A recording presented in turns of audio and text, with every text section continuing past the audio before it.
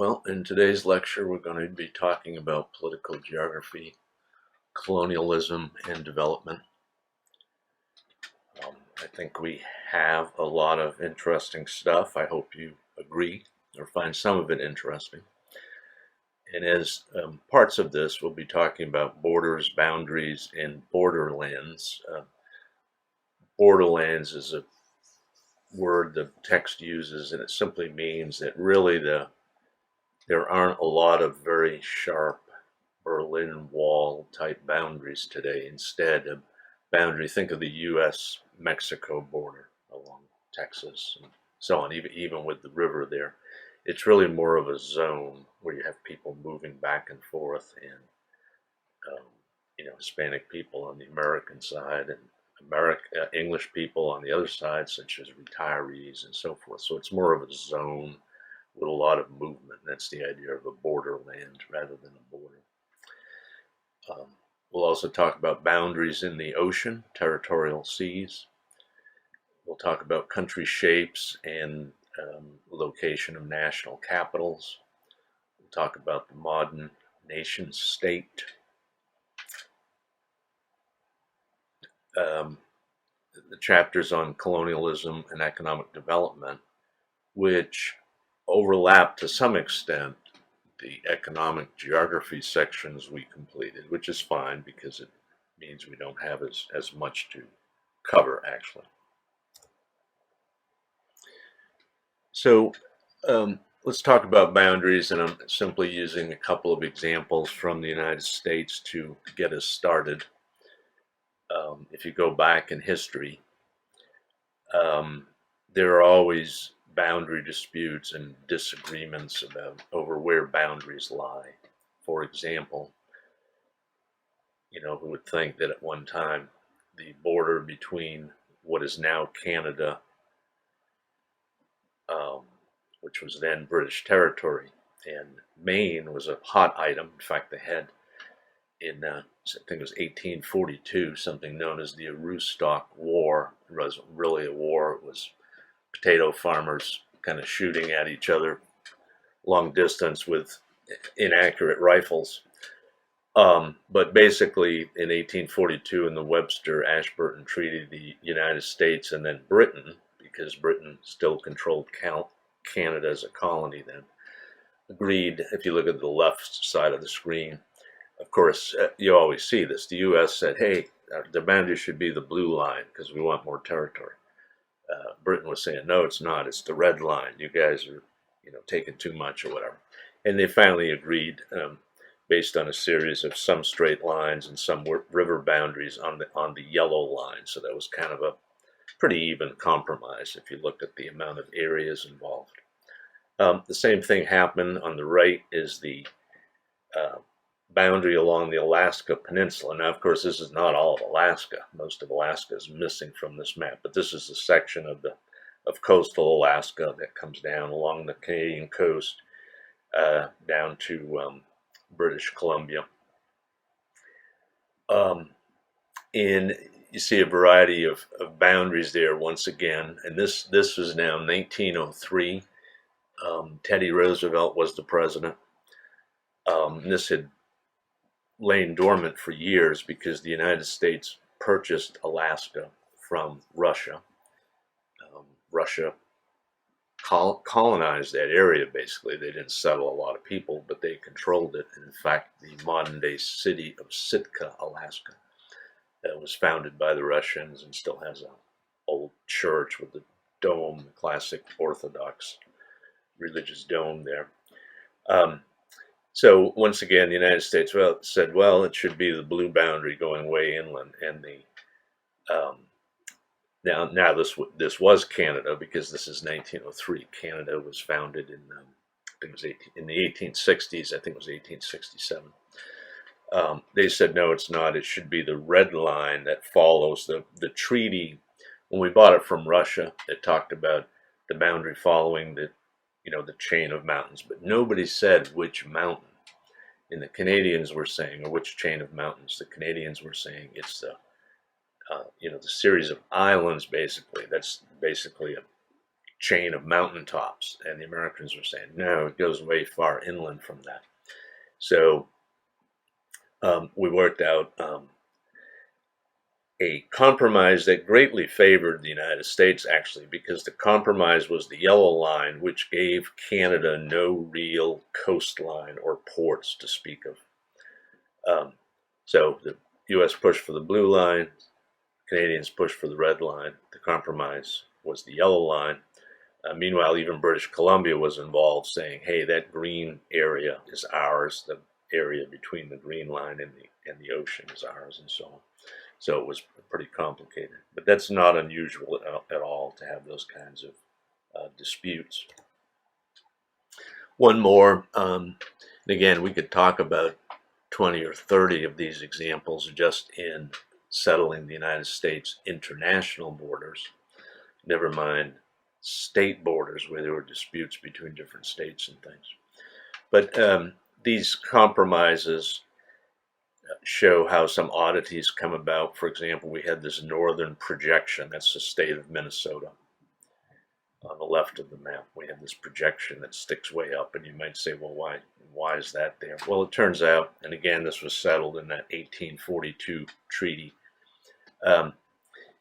It was in part based on an erroneous map. If you look at and sometimes this area is referred to as the northwest angle. The erroneous map used in the original treaty that ended the American Revolution, we signed a treaty with England and so forth, thought that the Mississippi River began, this is called the Lake of the Woods in northern Minnesota.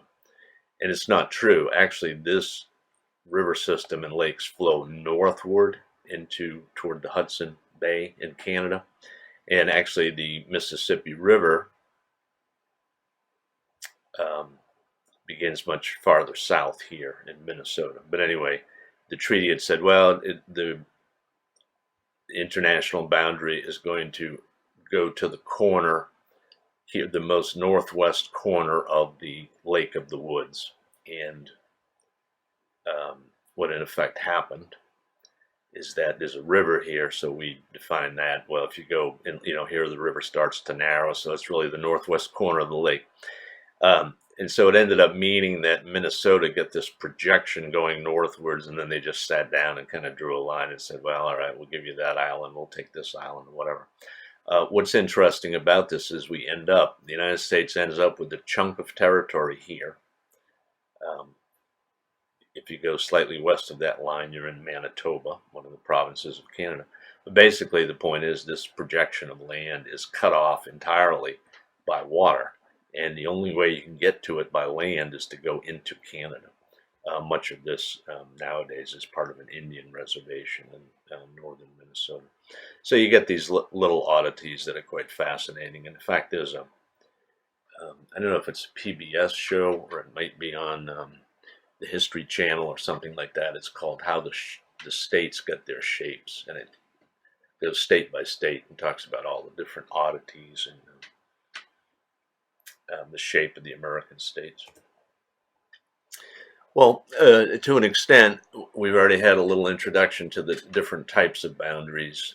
Geographers, particularly political geographers, categorize these as whether they're physical or sometimes they call them natural boundaries.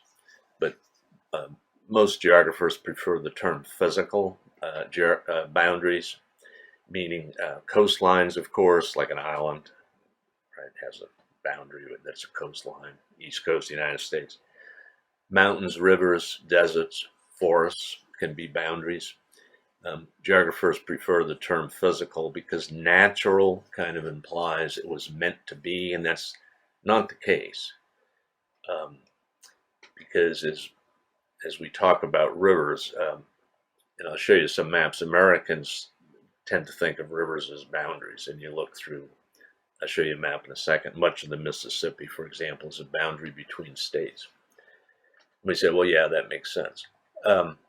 But actually, in many cases, think of the case of Egypt, where the Nile River actually is the single most important thing that unites that country. The whole history of the nation of Egypt is tied up in the Nile River and its annual flooding, and so forth.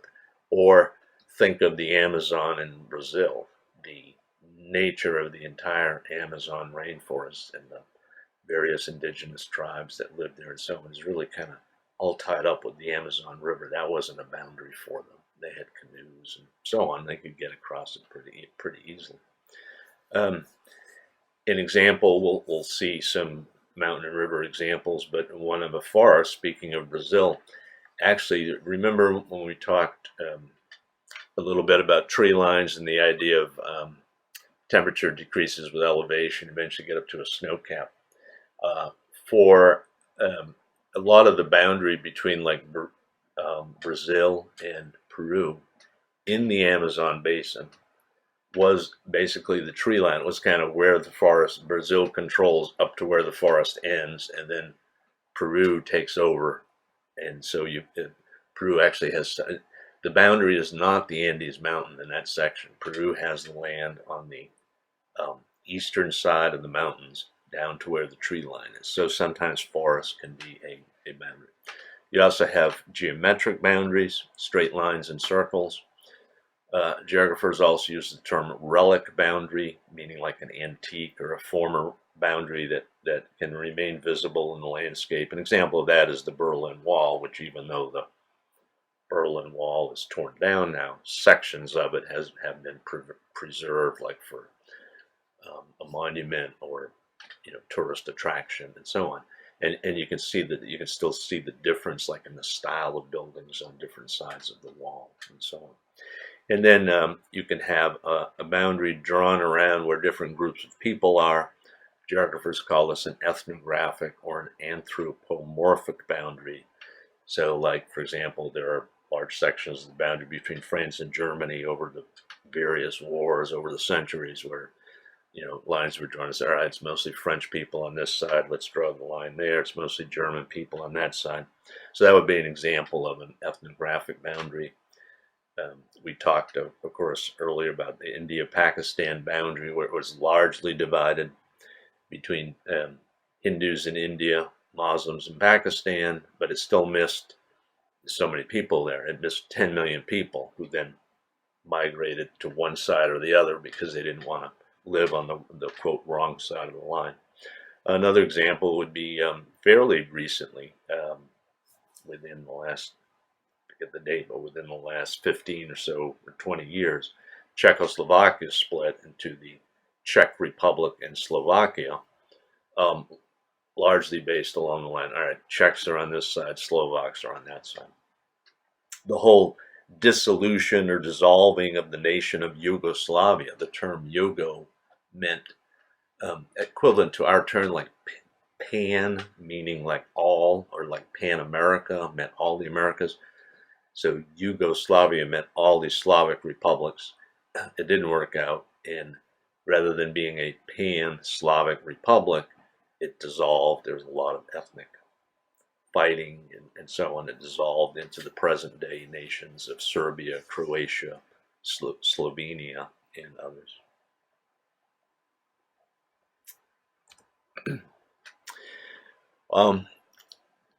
Geometric boundaries don't always have to be state lines, straight lines. A little oddity, little geography trivia, the northern boundary of Delaware was defined. This goes back to the days of the colonies and William Penn's Territorial and so forth. And they said, well, it was in the Newcastle was then the capital of Delaware, or the Delaware section or whatever. And they drew this. They said, all right, the territory within 12 miles of the Capitol Dome in Newcastle, Delaware, is going to remain in Delaware. So this northern boundary of Delaware is an arc, right? That is part of a circle.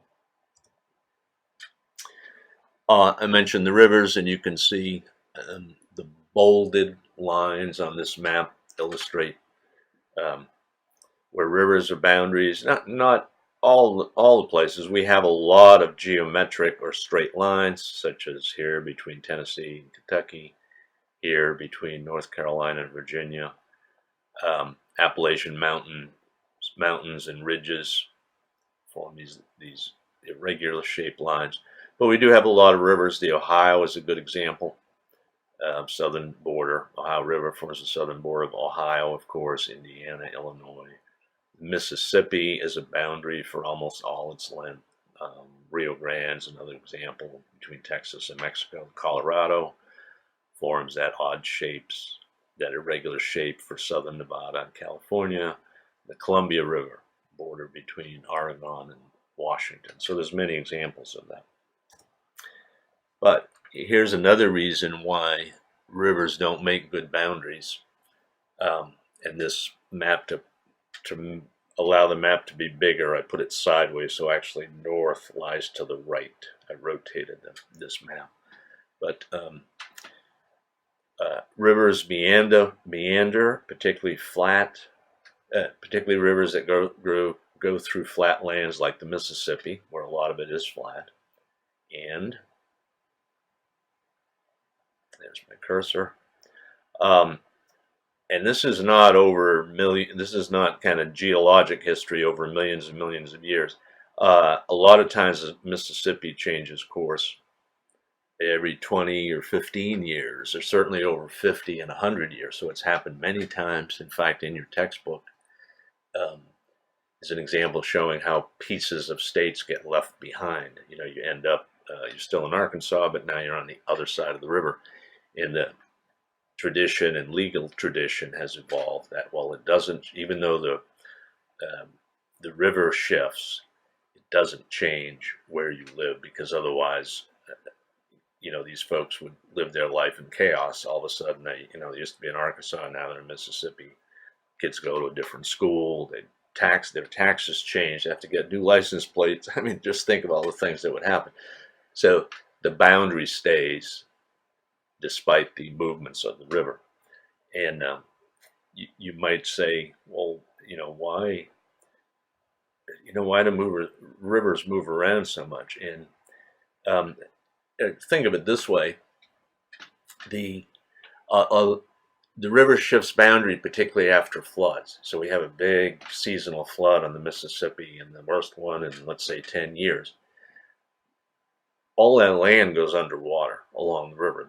The Mississippi may suddenly, instead of being 1 mile wide or 1.5 miles wide, it may suddenly basically be 20 miles wide, because all that land is flooded. And if you think of it this way, where the river used to be is the lowest lying point. When you have that flood, is actually the most likely place for mud and sediment and rocks and everything to accumulate is in that lowest lying point. Then when the waters start receding and the area starts drying out, it's not unusual at all for the river to have shifted, 100 yards away, 500 yards away. And it leaves behind, just a little bit of physical geography, it leaves behind these abandoned meanders. They're also called oxbow lakes. Oxbow meaning like the yoke that goes around an oxen's neck that the farmers used to use. In other parts of the country, a lot of these in Louisiana are called the bayous. You talk about it. So these become kind of, when the river cuts off and leaves a meander behind like this water becomes very stagnant, kind of swampy, and that's what, like in Louisiana, they call bayous, and in other parts of the country, they call them oxbow lakes. So rivers aren't necessarily good boundaries. Well, speaking of boundaries, we could go through the world. I mean, there's probably 1,000 examples of ongoing border disputes. It doesn't mean there are shooting wars, but countries are concerned, and these things drag out and drag out. I mean, some of these boundary disputes go back to the time of the Spanish colonies, when Nicaragua and Costa Rica became independent in the 1820s.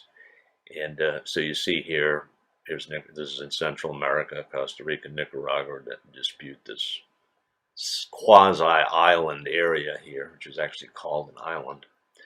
And these things drag on. And when I was looking for an example of an example of a map to illustrate this, I happened to read a little article. The head guy an elderly gentleman who had been leading the negotiations for years, died. So now they're going to have to start I don't know if they're going to have to start all over again, but they're going to have to find somebody else because these things drag on for so long. You can there's actually something called, and more this is becoming the tradition, or the thing to do where countries go. There's actually a thing called the International Court in The Hague, which is in the Netherlands. The Hague. And governments go to the court and they lay out their case. Again, these things can take years. But one of the things is, if you go to that court, you have to agree to abide by the decision. Now, once in a while, there are cases where countries do that, thinking, well, if we get a good deal, we'll abide by it. But if we don't, we'll say, screw it. That's not right. So whatever. So that happens too. But at least there is more and more nations are going to that court to try to resolve some of these disputes rather than fighting. So that's one example. And an example, if we look at the bottom right map, this was one that was settled by the court, and both sides agreed to it. It was a dispute between South America, between Ecuador and Peru. And largely the court decided in favor of Peru. They said Ecuador does not control this. But they came up with little, almost silly, symbolic things. For example, they said, well, they gave Ecuador like an acre of land somewhere in the middle of this. And they said, well, we're going to let Ecuador build a little monument here and plant a flag, an Ecuadorian flag that will always fly there, saying, well, we still kind of think this is part of our territory. But anyway, but it had absolutely no other meaning. But anyway, Ecuador was satisfied with that, and so far only both nations have agreed to settle that dispute. Another one that could simmer, nobody's given in on this one, but it's not too active at the moment, is that Venezuela. Remember that we've looked at the Guianas and talked about them a couple of times. Here's British Guiana. Basically, Venezuela claims half of British Guiana, which is now Guyana, this striped area. So here's Guyana, here's Venezuela. And these things simmer until, gold is discovered. A huge oil deposit is discovered. Then all of a sudden, the countries can get interested in it and may perhaps end up in a shooting war over it. Example of that was fairly recently. Many of you were around in 1982, so this is not ancient history. But the Falkland Islands are these two islands off southern Argentina in the South Atlantic Ocean. The two islands combined, if you combine the area of those two islands, they're about the size of Connecticut. So they're not little tiny islands. The population is tiny. There's 3,000 people. They're almost all British. These are basically a colony or territory or dependency of the United Kingdom. They are largely sheep herders and fishermen. And anyway, in '82, Argentina had a dictator who kind of said, hey, we're going to go take these islands. We've been fighting Britain with the United Kingdom for years. We're just going to go take it. And they sent the Navy and some army and so on. And much to the world's surprise, the British fought back, and over 1,000 people were killed in this war. But 2/3 of the people killed were Argentinians. There was one big ship, naval vessel, that the British sunk. Some of the rest of the world was aghast. You killed like 600 Argentinian people by sinking the ship. About 200 or 300 British soldiers were killed, and so forth. So these can become live disputes. The Argentinians, by the way, don't even call them the Falklands. They call them the Malvinas, which means, by the way, bad wine. This is a very, very desolate, kind of barren set of islands. Remember, we're in the reverse hemisphere here, so we're way down. Getting down just below my cursor here is Antarctica. So this is like having the climate here is like the equivalent of the islands you have up in toward northern Canada or up toward the Arctic Ocean. In this case, it's toward the Antarctic Ocean. So these are barren, windswept kind of places. But anyway, so there still are these territorial and boundary disputes.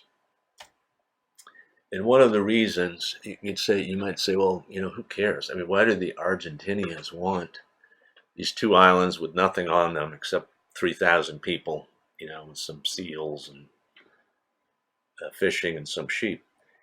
And the answer is that partly what's important about islands and coastlines is it gets you to claim a territorial sea. And basically, through the United Nations and the World Court and all that, everybody has pretty much agreed now that a nation, once you have a coastline or an island, a nation can claim a 200-mile exclusive economic zone.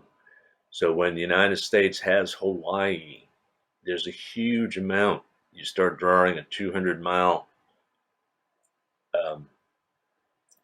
circle radius, right? 200-mile radius around all these islands, and you end up with a section of the Pacific Ocean that is, look at the size of that. I'm sure that's larger than California, maybe larger than Alaska. So all these little islands, of course, this to some extent benefits quite a bit the old European countries that held on to these little islands like the Falklands. So my cursor there, this is the Falklands. That's how close they are. So this is not Argentinian economic zone, EEZ, exclusive economic zone. It's British. And so all these little islands that Britain and France in particular claimed over the years. And the United States, of course, has places like Guam, as well as, of course, Hawaii is a state now, but we still have some islands in Polynesia and so on. So they get to claim this zone for fishing rights and mineral rights. And when you have a lot of little countries packed in together, like we saw with Central America, an example between Costa Rica and Nicaragua, or in Europe, it gets extremely complex to divide up these territorial zones when you have a bunch of little countries, because of course there's not enough room for 200 miles. We'll see that in a little bit. But while we're talking about these territorial waters, just a general thing about sea boundaries. Over time, historically, initially the tradition was that countries could claim a 3-mile limit. You might say, well, where did 3 miles come from? The answer was, in those days, that was as far as you could shoot a cannonball to fire at a ship that was invading us. There wasn't a point really in saying, we claimed 50 miles because you couldn't do much about it. So that's where the 3-mile limit came from. That historic limit is still in place for some legal things. For example, if there's oil offshore within 3 miles, and this is also coming up in things like who controls the regulation of like offshore windmills that, for example, Massachusetts now is off of Cape Cod. They're building all these offshore windmills for electric power. So if there's oil within 3 miles, the state doesn't get all the money, but the state can regulate it more and get more of the money than if it's, say, 7 miles out. The 3-mile limit is still in place. Since the federal government doesn't prohibit gambling, you can have a state like Florida that, I don't know if they prohibit it, but Florida certainly limits gambling. They don't have casinos. So you can have a cruise ship leave, Miami, whatever, go out. All they have to do is go out 3 miles. So that just takes them, 20 minutes or something for that cruise ship to get out there. And you're now in American territorial, United States territorial waters rather than Florida. So Florida's rules about prohibiting gambling don't apply. So you have all these little quirky things. There is still an internationally accepted 12-mile limit. That's kind of the modern extension of the 3-mile limit. That are a nation's territorial waters. That is for like drug enforcement and interdiction. If the Coast Guard is chasing drug dealers or something, they can legally go after them for 12 miles. Then there's the 200-mile limit we were talking about, which is colloquially called territorial waters, even though it doesn't mean territorial waters, because you do not have jurisdiction there, but you do have control over any economic stuff that's out there, such as resources on the seafloor, fishing. You control fishing there, offshore oil, if there's any. There's even talk about seafloor mining, because it turns out there are different kinds of minerals that cluster in like nuggets, like nickel and zinc and things like that, and eventually we'll probably vacuum those things up or something. So that 200-mile zone, colloquially called territorial waters, is actually just for the economic aspect of it. You could not chase another nation's ship out of it legally, because those aren't really your territorial waters. Even in the 12-mile limit, as long as international shipping is peaceful, etc., you can't mess with them. It gets complicated when you have island nations, and all nations. For example, even the United States and Canada have internal waters. Internal waters is there you do control everything, like a lake, like the Great Lakes. The United States and Canada, because of course Canada, the Canadian boundary, includes some of the Great Lakes. Those are called internal waters, and the country can do anything you want. You can prohibit other countries from coming in there if you don't want. But this shows the different economic zones around the Philippines. In the 200-mile zone is the darker blue one that goes all the way up to here.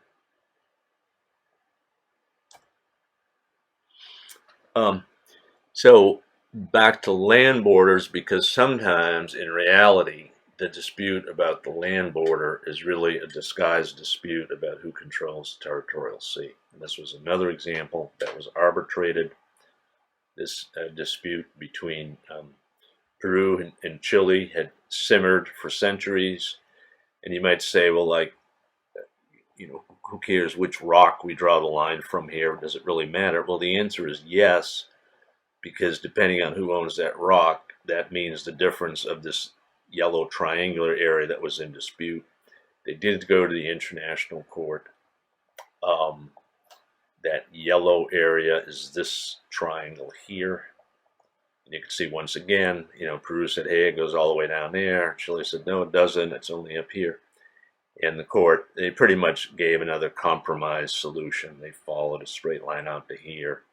Well, two straight lines, but goes off at an angle. So you can see it really kind of split that triangle. And again, both parties, both Peru and Chile, have basically accepted this. So hopefully they will if somebody finds oil out there.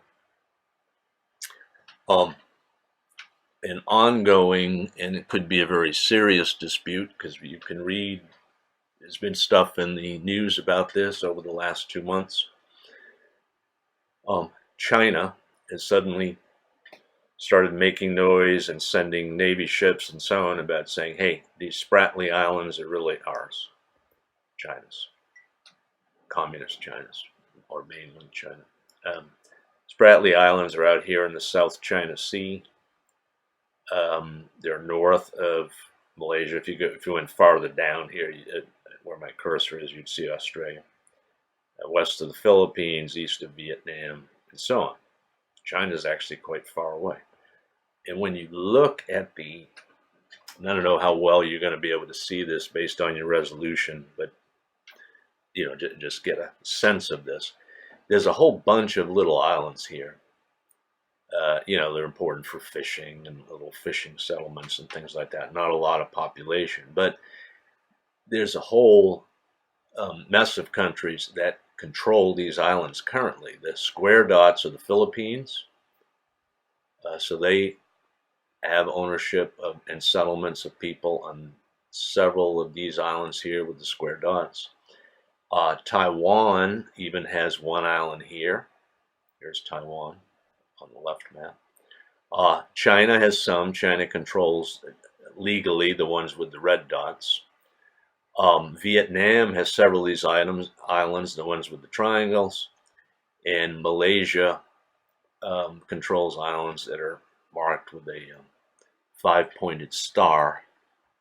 Here's one here. In fact, Malaysia says all this territory is ours down the bottom. So this would be something to watch because this is simmering at the moment. The United States is very worried about how much China is, going to start muscling other people out or taking over islands or whatever, because it's really a kind of a geographic and political mess here. But anyway, if you hear the term Spratly Islands, that's where that is. Similarly, because of that exclusive economic zone and because of the possibility particularly of deep sea drilling for oil, the Arctic has become a hot spot. And it turns out that there's a lot of disputed claims. Everybody wants to fit their 200 miles in.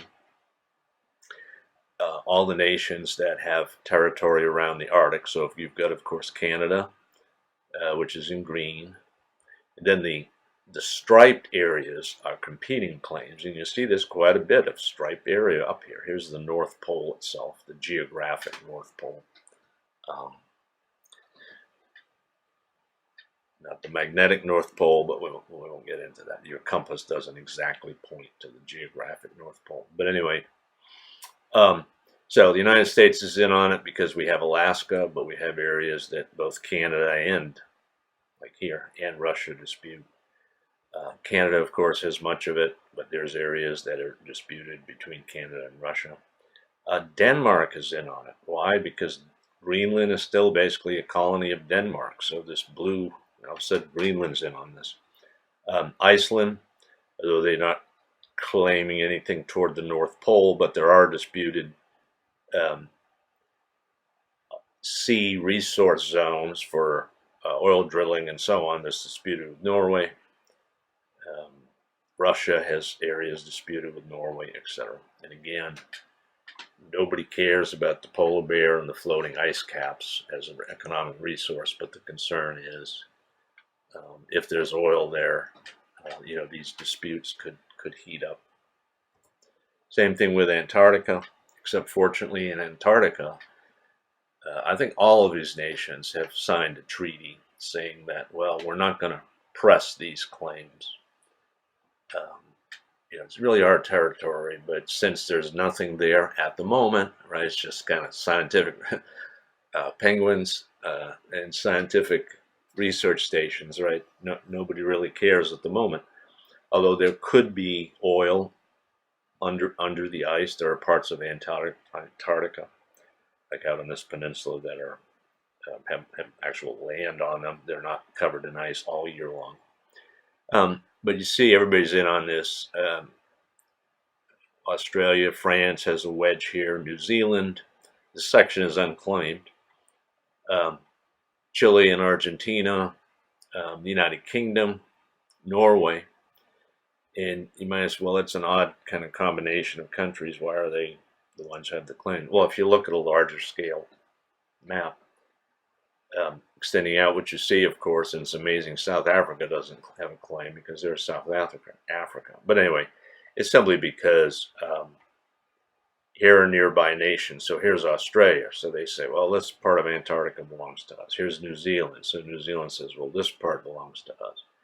Of course, we were just talking about how close the Falkland Islands, which are here, are to the south, to Antarctica and so forth. So, of course, here's Chile and Argentina. So both Chile and Argentina have claims. We have the British claim because they control some islands that were colonies and still are dependencies of them. The Norway claim is based largely on exploration, where Norwegian explorers went down there. And they also have an island here, this Bouvet Island. But that was a case where Norwegian explorers went there, with a Norwegian flag, probably in the early 1900s, and said, hey, we claim this land for Norway and so forth. These are not hot disputes at the moment. like I say, if somebody starts drilling for oil, it could heat up. There are landlocked countries in such as Bolivia, and I'll show you a map of world landlocked countries in a second. But here's an example where Bolivia presses a claim, and not pressing it very hard, but they'd like, this is more wish list. Wouldn't it be nice if Bolivia had a corridor to the ocean? So they say, well, this is really our territory here. Peru and Chile have boxed us out of the access to the ocean. And of course, if you get boxed out of access to the ocean, you don't get fishing zone, you don't get potential for undersea oil exploration and so forth. And that's the case. It turns out there are 42 landlocked countries in the world, mostly in Asia and Africa. There are the two we just looked at in South America, Bolivia and Paraguay. And the United Nations has talked on occasion, though there is no kind of United Nations ruling that would encourage this, but back to that thing about there are deep sea underwater resources, like there are apparently like different minerals cluster in nuggets, and at some point we're going to vacuum these up, or somebody's going to figure out a way to mine them with robots or something. And the UN has had discussions about, well, the world through the United Nations should set aside some portion of deep sea resources that come from areas outside existing EEZs. Remember those exclusive economic zones? So go back to that map of the Pacific. So if it's not in the zone of Hawaii, because that belongs to the United States, but it's just out in the middle of nowhere, some part of this resource wealth should go to these landlocked countries to make up for the fact that they don't have any coastline.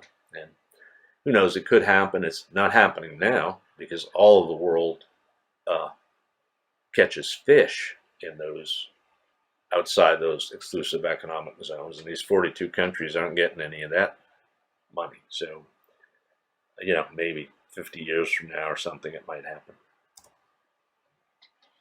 In addition to landlocked states, another type of state that political geographers like to talk about are buffer states. We've nations that kind of exist not because of themselves, but because big powers either set them up deliberately or allowed them.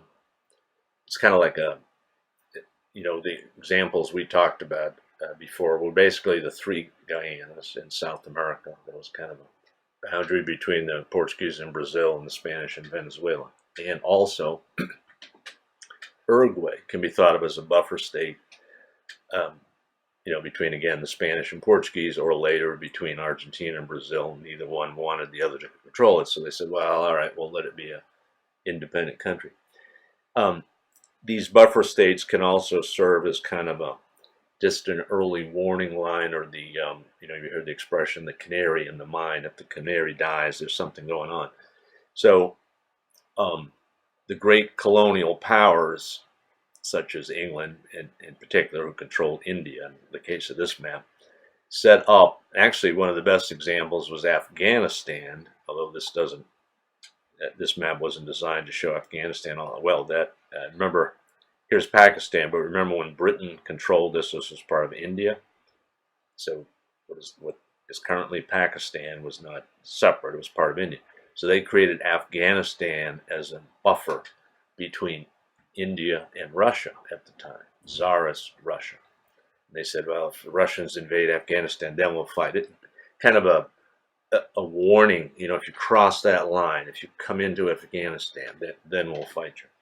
So then with China, a lot of these states along the Himalayas now, we think of them as Mount Everest and so on, here in Nepal and so on. But places like Nepal and Bhutan and Kashmir really were almost like puppet states that Britain set up as a boundary, in this case with China. Meanwhile, China set up their own buffer, which they called Tibet. And actually, again, it's off the map, but there's another buffer state, which is basically Mongolia. Mongolia kind of exists as a buffer between China and Russia, or a short time ago between China and the Soviet Union. The same deal. It was like, all right, we're going to allow Mongolia to be a quasi-independent state there, and neither one of us will invade it or whatever. Now Mongolia is more of a kind of a satellite. And I should say this may be an opportunity to just say something briefly about Russia and China. As we talk about colonialism, and I don't know the extent, the book I may have mentioned this, the online textbook, but it didn't say enough about it. But it was the European countries with sailing ships went all over the world and got colonies everywhere. And very late, the United States got in on the act also. So we bought, some cases we bought stuff. We bought Alaska, but we took over Hawaii, we fought Spain, and we took over Cuba, Puerto Rico, the Philippines as basically American colonies. Now, over time, they get independence. So now Philippines is independent. Of course, Cuba is independent.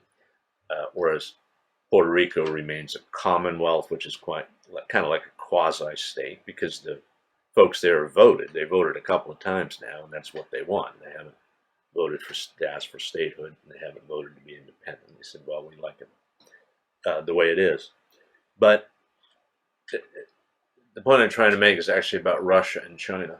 Russia, if you think of it this way, Russia and China took colonies, but they didn't take them overseas. They took them over along their border. So when, Russia moved into Eastern Europe in the days of the Cold War, and they set up communist governments in Poland and East Germany and Czechoslovakia and Bulgaria and Romania and so on.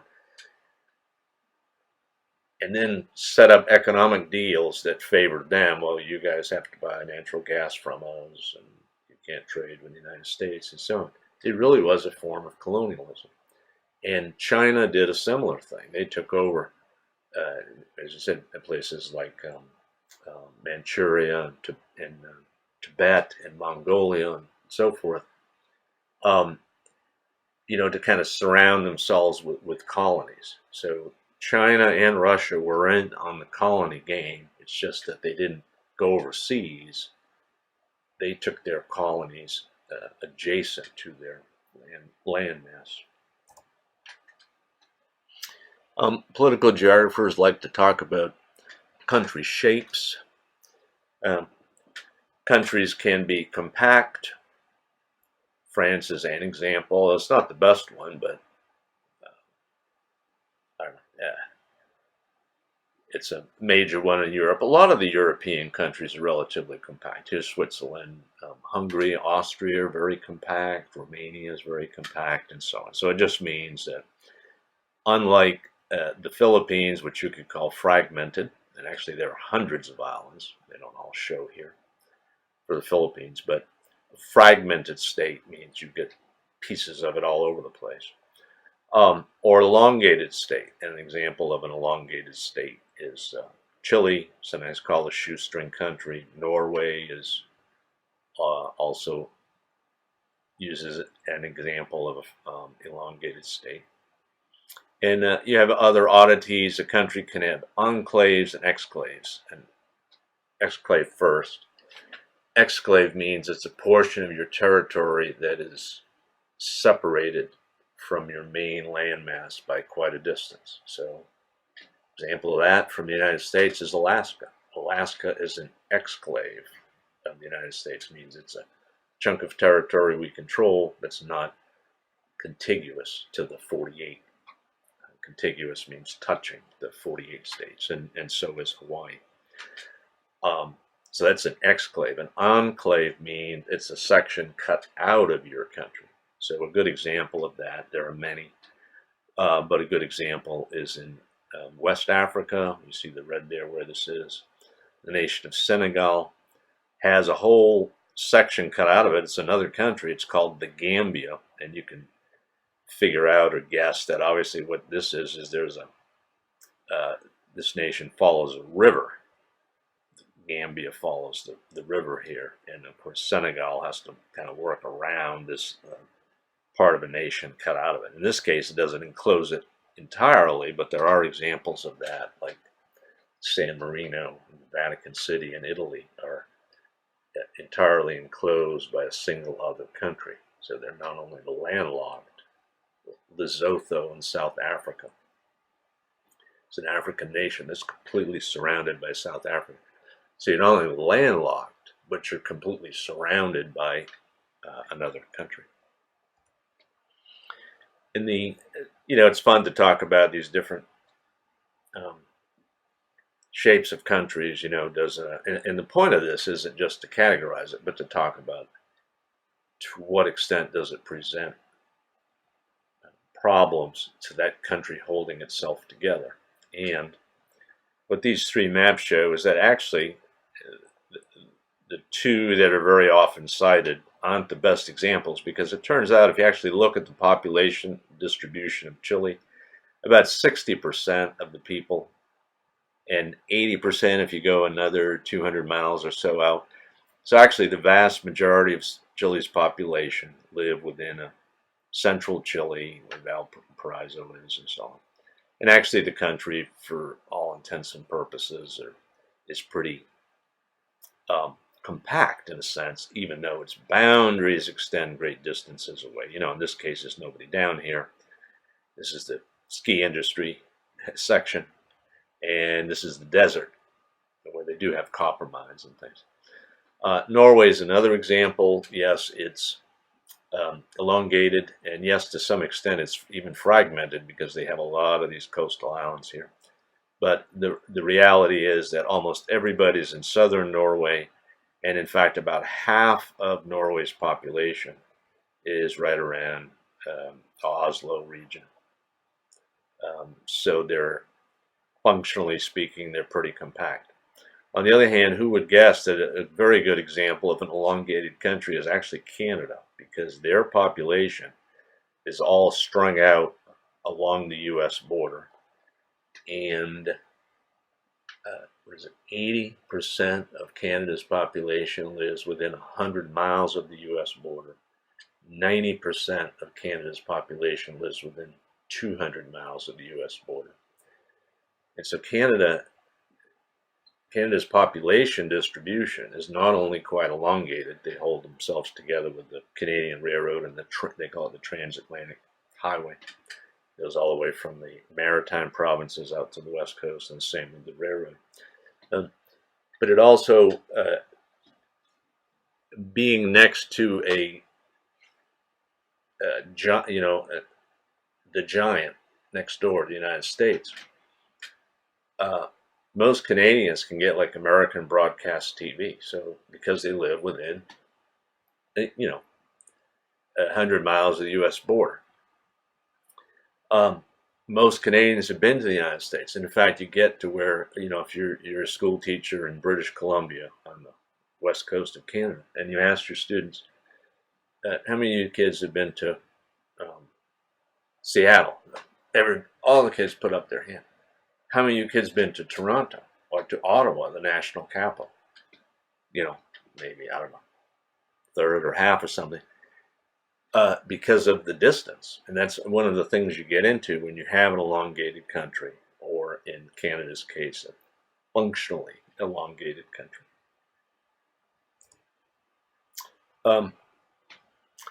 Geographers talk about, political geographers, capital cities, and where capitals are with respect to those countries. Back to Chile, it's a good thing that the capital is Santiago, is right in the center of the nation, in the core. Makes a lot of sense than if it were stuck out on the fringes somewhere. And forward capitals, sometimes also called pioneer capitals, are where a country makes kind of a deliberate choice to move its capital in a certain direction to encourage growth out in that direction. So Brazil said years ago, in the 50s and 60s, hey, the capital is in Rio de Janeiro. It's old and congested, and so on. We want to move into the Amazon. So we're going to move our national capital out there, which they did. Brasilia today has like 1.5 million people. That was a very deliberate thing. They hired an architect to design very modernistic buildings in those days, very modernistic. And it kind of worked. In fact, maybe it's worked too well because we had perhaps too much invading the rainforest and chopping down trees for cattle and all that. New Delhi, India replaced Calcutta, which was to some extent, that was to get away from the British. Just because the British people picked Calcutta as the capital city, when the nation becomes independent, they're like, well, why should we keep the capital there just because the British said it should be there? We're moving it back to our historic, more toward the interior of India, and they picked New Delhi to replace it. In Russia, under the Tsars, Peter the Great was very much I guess you'd call him a Europhile. He was enamored of Europe, wanted Russia to become, why can't we be a modern European country? So he even moved the capital. He moved the capital to St. Petersburg, which then, of course, later on, after the Tsars, the communist government and so on moved the government back to Moscow. And they even changed the name of St. Petersburg. If you're a communist, believed in atheism, didn't encourage religion, so why would you have a city? They didn't even leave the city named St. Petersburg. They changed its name to Leningrad, which has meanwhile been changed back to St. Petersburg after the fall of communism. But the point of that was, in that case, Tsar Peter the Great wanted his nation to start looking to Europe, which is where the term like forward comes from. We want to move in that direction. Brazil wants to move inland toward the Amazon. Peter the Great wanted Russia to move toward Europe, so it was looking forward in a sense, if you think of it that way. Other examples, Helsinki in Finland.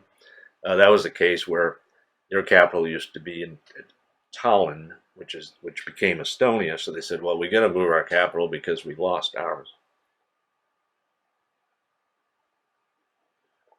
And Abuja is the new name for the capital in Nigeria, which replaced Lagos, which is the European-picked capital in the large city.